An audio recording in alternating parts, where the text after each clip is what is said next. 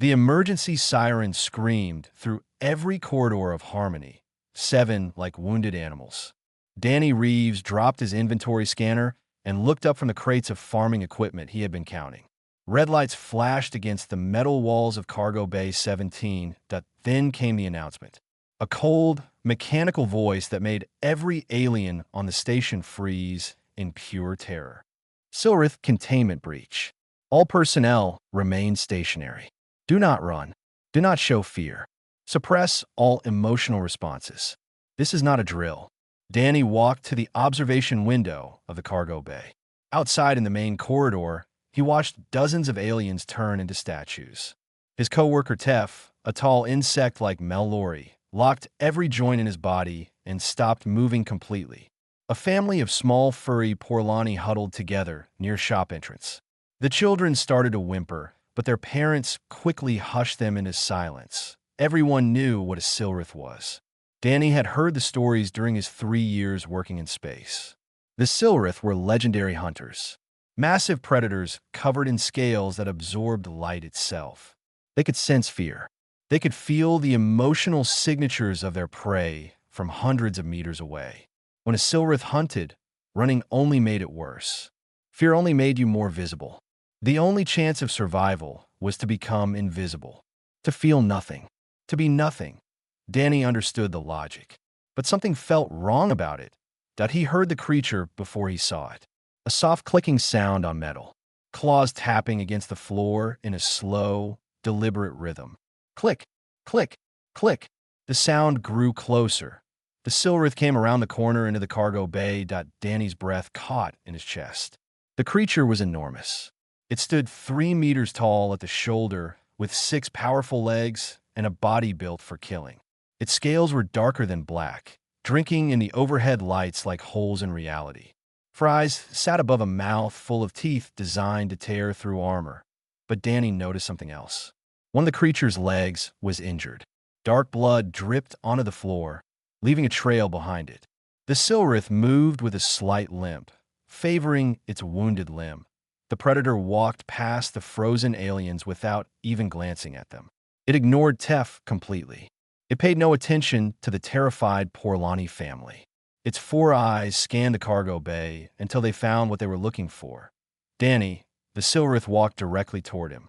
Every step was slow and purposeful. Around him, Danny heard someone faint. He heard the tiny prayers of the Porlani children. He heard his own heartbeat pounding in his ears, but he did not freeze. That he could not explain why. Some deep instinct told him that freezing was wrong, that this creature was not hunting. It was searching. There was a difference. The Silrith stopped 2 meters away from Danny.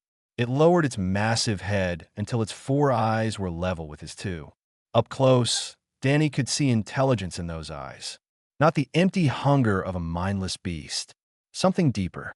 Something wounded in ways that went beyond the injured leg. Danny had grown up on a farm in Montana. He had worked with animals his entire childhood. Horses that had been abused. Dogs that had been abandoned. He recognized the look in this creature's eyes. It was the look of something that had been hurt by the universe and was desperately searching for safety. Slowly, Danny raised one hand. Palm out. Non threatening. Hey there, he said quietly. His voice was calm and steady. You're hurt, aren't you? The Silrith's scales shifted slightly. Not a threat display. Something else. The creature made a low sound deep in its chest. Almost like a question. Behind the observation window, a Mellori security guard's legs gave out. He collapsed to the floor in a dead faint. Other aliens pressed themselves against walls, trying to get as far from the cargo bay as possible. But Danny did not move. He kept his hand raised, his eyes locked with the creature's 4-eyed gaze. It's okay, Danny said softly. I'm not going to hurt you, and you're not going to hurt me, are you? The Silrith sat down. It was such a simple, unexpected action that Danny almost laughed. This legendary predator, this terror of the galaxy, sat down in front of him like a dog waiting for its owner. Danny took one slow step forward, then another. He crouched down, bringing himself closer to the creature's eye level. Someone hurt you, Danny said. It was not a question. Someone was keeping you locked up, and you got away. But now you're lost and scared, and you don't know where to go. The Silrith leaned its head toward Danny's outstretched hand. It did not bite. It did not attack. It simply pressed its massive skull against his palm like a cat seeking comfort.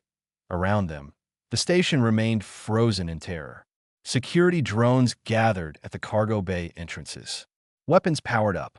Commands were shouted through communication channels. But in the center of Cargo Bay 17, a human and a predator sat together in silence. Two apex creatures from different worlds, recognizing something familiar in each other. Danny stroked the creature's head gently, feeling the strange texture of its light-absorbing scales. "I'm going to call you Shadow," he said, "and I'm going to help you." "Okay." Shadow made that low sound again. This time, it almost sounded like agreement. Outside the cargo bay, Counselor Brinvala watched the security footage with her mandibles hanging open in disbelief. In 200 years of Galactic Union history, no one had ever touched a living Silrith and survived. Until now. Security cameras across Harmony. Seven had recorded many strange things over the years. Smuggling operations, diplomatic incidents, the occasional bar fight that spilled across 3 decks. But nothing in the station's history compared to the footage playing on Counselor Brinvala's screen that a human was petting a Silrith. And the Silrith was letting him. Brinvala's insectoid body trembled slightly as she watched Danny examine the creature's wounded leg. The human moved with calm confidence, talking in a low voice that the microphones barely picked up. The Silrith sat perfectly still, allowing this soft-bodied being to touch its injured limb. "This is impossible," Brinvala whispered to herself. "This cannot be happening." In Cargo Bay 17, Danny ran his cargo scanner over Shadow's wound. The device was meant for checking shipment contents, not medical diagnosis, but it showed him what he needed to see. A piece of metal was stuck deep in the muscle, probably from whatever containment field Shadow had broken through during her escape. "That looks painful," Danny said quietly. "I can't get it out myself. We need a real doctor for that." Shadow made a low rumbling sound. Her 4 eyes watched Danny's every movement, but there was no threat in her gaze. Only attention, only trust. The cargo bay doors hissed open. Danny looked up to see a wall of security officers pointing weapons at him. At the front stood Counselor Brinvala, her tall insectoid frame rigid with authority. "Human," Brinvala called out. "Step away from the creature. We will neutralize the threat." Danny did not move. "She's not a threat. She's hurt. That thing has killed dozens of beings across 3 star systems. It is one of the most dangerous predators in known space. Step away immediately." Shadow's scales began to shift. Dark patterns rippled across her body. A warning display. Danny placed his hand on her neck, and the patterns slowly faded. "If you shoot her, she will kill everyone in this bay before she dies," Danny said calmly. "Including me. Is that what you want?" Brinvala's mandibles clicked in frustration. Before she could respond, another figure pushed through the security line. A human woman with gray hair and a face carved from years of hard decisions. Captain Hessa Okonkwo stopped dead when she saw Danny sitting next to the Silrith. For a moment, her expression shifted through several emotions. Shock, disbelief, and finally, tired resignation. "Danny," she said flatly, "why is it always you?" "I don't know, Captain. She just walked up to me." "Of course she did." Hessa turned to Brinvala. "Counselor, we need to talk. Somewhere away from all these weapons." A small communication device on Brinvala's arm beeped. She answered it, listened for a moment, then her compound eyes widened. "Dr. Yeneth is requesting to speak with us," Brinvala said. "She claims she has information about why this is happening." The meeting took place in a small office near the cargo bay. Danny insisted on staying with Shadow, so a video screen was set up so he could participate. Dr. Yeneth appeared on the screen from her research laboratory. She was a Porlani, small and furry with 4 arms that moved constantly as she spoke. "Silrith do not hunt randomly," Yeneth explained excitedly. "They select specific targets through methods we still do not fully understand. In their home ecosystem, they form bonds with other apex predators. Partnerships for mutual protection and hunting. What does that have to do with a human?" Brinvala demanded. Everything. Yennefer's whiskers twitched. Humans are apex predators. They evolved on a death world. Their ancestors hunted alongside wolves, formed partnerships with horses and falcons. They are one of the only intelligent species in the galaxy that comes from a predator background. The room fell silent. The Silrith did not see the human as prey, Yennefer continued. She saw him as a potential partner, someone like her, another predator. Danny looked at Shadow through the video feed. The massive creature had curled up beside him, her four eyes half closed in something that looked almost like contentment. She was scared, Danny said quietly. Hurt and scared and looking for someone safe. She found me. This is still extremely dangerous, Brynvala insisted. We cannot allow a Silrith to roam free on this station. Then give me time, Danny said. Let me work with her. Let me earn her trust. Dr. Yennefer can monitor everything. Before Brynvala could argue, her communication device beeped again. This time, her entire body went rigid as she listened to the message. We have a larger problem, she said slowly. The transport that creature escaped from. It was not a licensed animal carrier. What was it? Captain Okonkwo asked. A trafficking vessel. Illegal. The Silrith was being transported to an underground fighting ring. Brynvala paused, and the traffickers just sent a message. They want their property back. 3 ships are approaching the station. They will be here in 12 hours. Danny looked at Shadow. The creature raised her head and met his gaze. In that moment, something passed between them, an understanding that went beyond words. She's not property, Danny said firmly. She's not going back to them. Human, you do not understand. These are dangerous criminals. They have weapons. They will kill anyone who stands in their way. Danny placed his hand on Shadow's head. The predator leaned into his touch. Then I guess they'll have to go through both of us. 3 points of light appeared at the edge of Harmony 7's sensor range. They moved in formation, cutting through the darkness of space with the confidence of hunters who had never known failure. Station Control Officer Winley watched the approaching ships with growing dread. Their registration codes said they were independent merchants. Their weapon signatures said something very different. They're armed for war, Winley reported to Counselor Brynvala. Military-grade shields, plasma cannons, boarding equipment. Brynvala's mandibles clicked nervously. Harmony 7 is a civilian station. We have security personnel, not soldiers. They know that, Winley said quietly. That's why they're coming. The lead ship broadcast a message that echoed through every speaker on the station. A harsh voice filled with cruel amusement. This is Goro of the Red Fawn crew. You have something that belongs to us. Return the Silrith within 12 hours, or we will come in and take it. Anyone who interferes will die. This is not a negotiation. The message ended. Silence filled the control room. What do we do? Winley asked. Brynvala had no answer. In Cargo Bay 17. Danny listened to the broadcast through his communication device. Shadow raised her head, sensing the tension in his body. Her scales rippled with dark patterns. It's okay, Danny said, though his voice was tight. They're not going to get you. Captain Okonkwo found him there an hour later. She sat down on a cargo crate and watched Danny stroke Shadow's massive head. The council is considering handing her over, Okonkwo said bluntly. They're scared. Goro has a reputation. He's killed station officials before. She's not a thing to be traded, Danny said. She's intelligent. She chose me. That means something. I know. Okonkwo was quiet for a moment. You remind me of stories from Earth. Our ancestors domesticated wolves by treating them as partners instead of threats. They formed bonds with horses, falcons, even big cats. We're the only species in the galaxy that looked at dangerous animals and thought maybe we could be friends. Danny looked at Shadow. Maybe that's why she came to me. Maybe. Okonkwo stood up. The council meeting is in 2 hours. Whatever you're planning, you better figure it out fast. Dr. Yennefer arrived at the cargo bay 30 minutes later.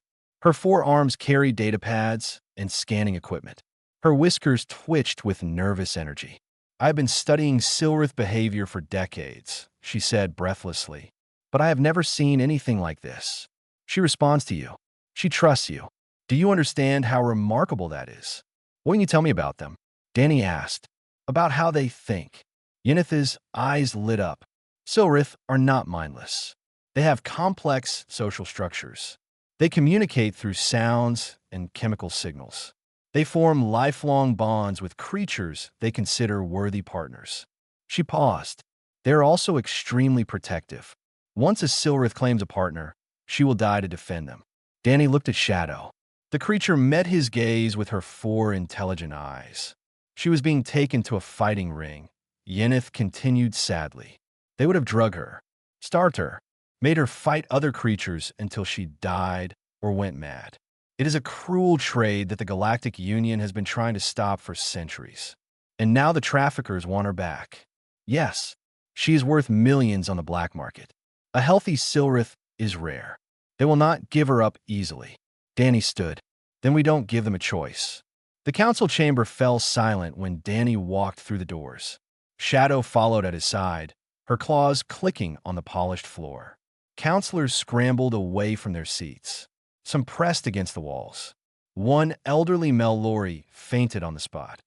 Only Brynvala remained at the central table, though her body trembled visibly. "Human," she said with forced calm. "What are you doing?" "Making a statement." Danny stopped in the center of the room. Shadow sat beside him, her four eyes scanning the terrified politicians. "You're thinking about handing her over. Don't. You do not understand our position. Those criminals have weapons that can breach our hull. Thousands of lives are at stake." "I understand perfectly." Danny's voice was firm. "You're scared. Everyone on this station is scared. But fear is exactly what predators like Goro count on. They expect you to fold, to give up, to sacrifice one life to save others. And what would you have us do?" Danny smiled. It was not a friendly expression. It was the smile of a predator who had just spotted weakness. "Let them board the station." The chamber erupted in protests. Counselors shouted. Security officers gripped their weapons. But Danny waited calmly until the noise died down. "Goro thinks he's coming to collect property. He thinks this will be easy. Let him think that." Danny placed his hand on Shadow's head. "But when he gets here, he'll find out that humans don't abandon their own. And neither do Silrith." Brynvala stared at him for a long moment. "You are proposing we fight them. I'm proposing we hunt them." Danny's eyes were cold. "There's a difference." Shadow made a low rumbling sound. Agreement. Anticipation. For the first time in her political career, Counselor Brynvala saw a human not as a soft, fragile creature that had somehow lucked into intelligence. She saw an apex predator wearing a gentle mask, and she was terrified. 8 hours remained before the traffickers arrived. 8 hours to turn a civilian cargo station into a trap. Danny knew it was not much time. But predators did not need much time. They needed patience, planning, and the willingness to strike without mercy. Danny stood in Cargo Bay 17, studying the layout with new eyes. Not the eyes of a cargo handler, the eyes of a hunter. "The corridors here are narrow," he said, pointing at a station map. "Good for ambushes.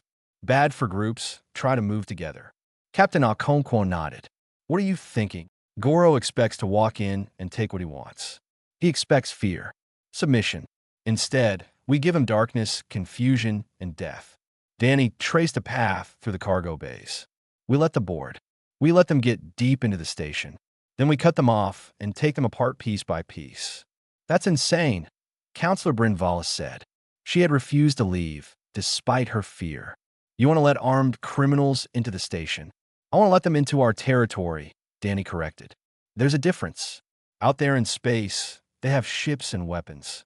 In here, we have knowledge of every corridor, every maintenance shaft, every hiding place." Dr. Yeneth spoke up from her position near Shadow. "Silrith are ambush predators. They do not chase prey through open ground. They wait in darkness and strike when the moment is perfect."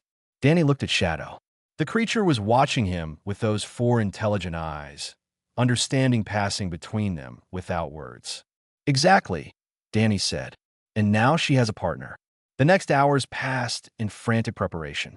Station maintenance crews modified the lighting systems in the cargo section.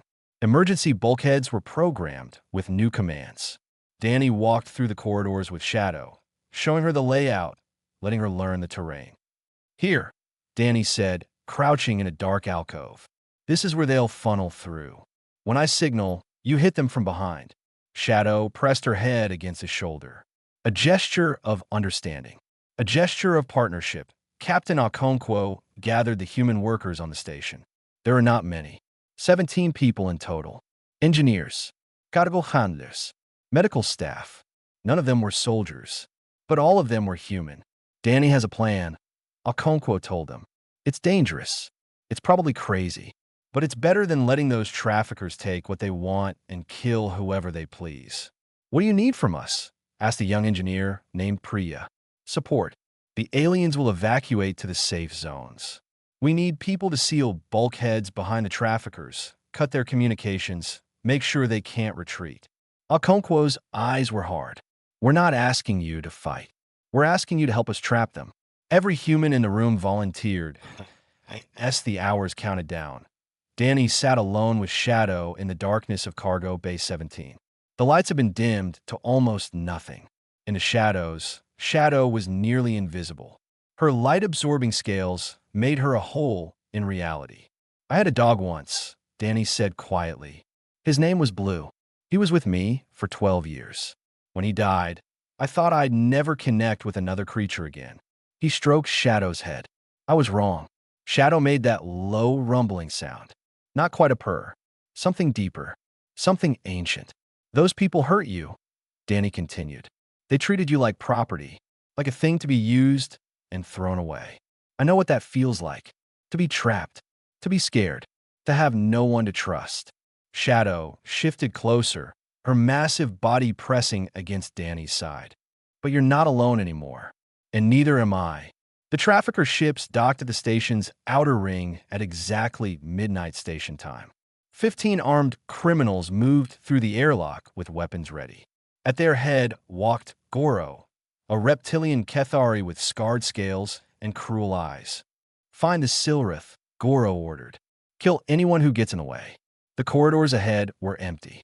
The lights were dim. Goro smiled. He had done this 100 times before. Civilians always ran. They always hid. They always thought darkness would save them. They never understood that darkness was where predators thrived. The traffickers moved deeper into the station. Behind them, bulkheads sealed shut with quiet hisses. Ahead, shadows seemed to move and shift in ways that made no sense. Goro's scanner showed 2 heat signatures somewhere in the cargo section. One large and quadrupedal, one smaller, bipedal, standing perfectly still. There, Goro said, pointing, the Silrith, and someone stupid enough to stay with it. His crew moved forward eagerly. They had hunted Silrith before. They knew the creatures were dangerous. But 15 armed beings against one animal? Easy prey. They rounded a corner in a Cargo Bay 17. The darkness was absolute. Even their helmet lights seemed dimmer here, swallowed by something they could not see. Then 2 heat signatures appeared on Goro's scanner, moving in perfect coordination. One from the left, one from above. What the? A scream echoed through the cargo bay. Then another. Then silence. Goro spun around, weapon raised. His helmet lights caught a glimpse of something impossible. A human standing in the shadows, calm as death. And beside him, for eyes burning like cold stars. They were not hunting a Silrith. They were being hunted. 15 traffickers entered Cargo Bay 17. Within the first 10 minutes, that number dropped to 12. The 3 who fell never saw what killed them. One moment, they were walking through the darkness. The next moment, they were gone, pulled into shadows that seemed to have teeth. Goro shouted orders that echoed uselessly through the empty corridors. His crew bunched together, weapons pointed outward at nothing. Their helmet lights swept back and forth, catching glimpses of movement that vanished before they could focus. Spread out, Goro commanded. Find the creature. Sir, one of his crew said, voice shaking. We need to stay together. I said spread out.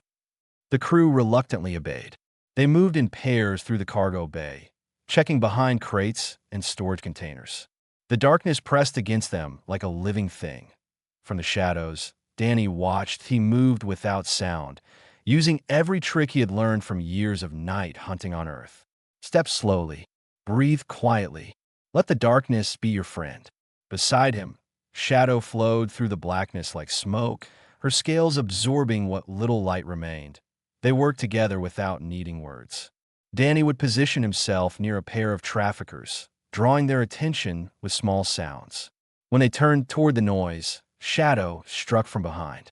Quick, silent. Final that I in the station's control room. Counselor Brinvala watched the security feeds with horrified fascination. The footage showed heat signatures moving through the cargo section. The traffickers' signatures flickered and disappeared one by one. How is he doing this? Brinvala whispered. He is just a cargo handler. Captain Okonkwo stood beside her, arms crossed. He's human. We've been hunting since before we could walk upright. It's in our blood. But the coordination, the precision, he and the Silrith move as one. We've been forming bonds with predators for thousands of years. Wolves became dogs. Wild horses became partners. We learned to hunt with falcons and track with cats. Okonkwo's voice was quiet but proud. The galaxy sees us as soft because we smile and trade and talk about peace. They forget what we really are. On the screen, another heat signature vanished. Back in the cargo bay, Goro realized he was losing. His crew of 15 was down to 7. The survivors huddled together in a small circle, weapons pointed at shadows that mocked them. This is impossible, one of them hissed. No single Silrith could do this. It's not just the Silrith, another said. I saw something else. A shape, 2 legs, moving with the creature. Goro's scales went pale. The human. What? The human that was on the security footage, standing next to the Silrith. Goro's cruel eyes narrowed. They're hunting together. Fear rippled through the group. They had expected a scared civilian station. They had expected easy prey. Instead, they had walked into a killing ground designed by a predator who had been waiting for them. Fall back, Goro ordered. Get to the airlock. We're leaving. They ran, or tried to. Behind them, bulkheads slammed shut, sealing the corridors. The human workers had done their job perfectly. Every escape route was blocked. Every path led deeper into the trap point one by one. The traffickers fell. Shadow struck from the darkness, her claws finding gaps in armor, her teeth crushing through weapons. And always, nearby, Danny watched and guided and waited. Finally, only Goro remained. The trafficker leader stumbled through a maintenance shaft, his weapon clutched in shaking hands. His scanner showed 2 heat signatures ahead of him. Waiting, he emerged into a small cargo room. The lights were slightly brighter here, enough to see shapes in the darkness. Danny stood in the center of the room. Behind him, Shadow sat like a nightmare made flesh, her 4 eyes glowing with predator patience. You should have stayed away, Danny said calmly. Goro raised his weapon. A neural disruptor, powerful enough to drop a Silrith with a single shot. I've killed a dozen of your kind, human. Soft things that beg and cry. You're nothing. That's what prey says about predators they don't understand. Goro aimed at Shadow. The creature's scales rippled with threat displays. But she did not move. She trusted her partner. One shot, Goro said. Your pet dies. Then you die. Easy. Danny shook his head slowly. You still don't understand, do you? She's not my pet. She's my partner. And where I come from, we don't let anyone hurt our partners. Goro squeezed the trigger. The neural disruptor fired. A beam of energy lanced toward Shadow. Danny stepped into its path. The blast hit him square in the chest. Pain exploded through his body like fire. His muscles locked. His vision went white. He fell to the ground, unable to move, unable to breathe. For a moment, silence filled the cargo room. Then Shadow roared at IT was not a hunting call. It was not a territorial warning. It was something far more terrible.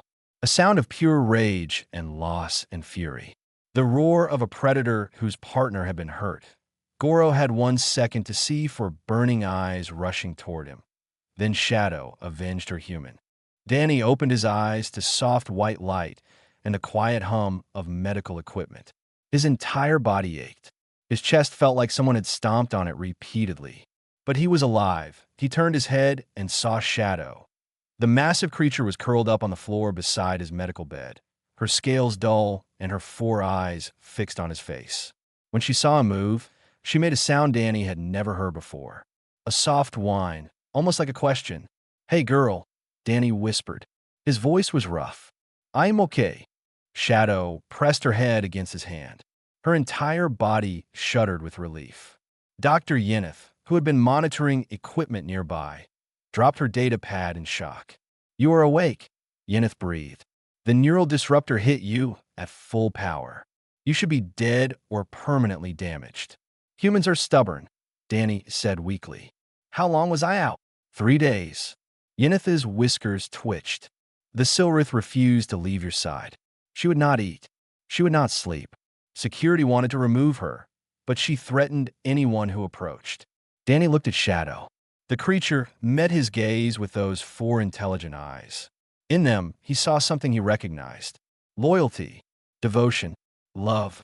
"Good girl," he said softly. "I'm not going anywhere." Over the next few days, Danny learned what had happened after he fell. Shadow had torn Goro apart, not for food or survival, but for revenge. The trafficker leader died knowing he had made a terrible mistake.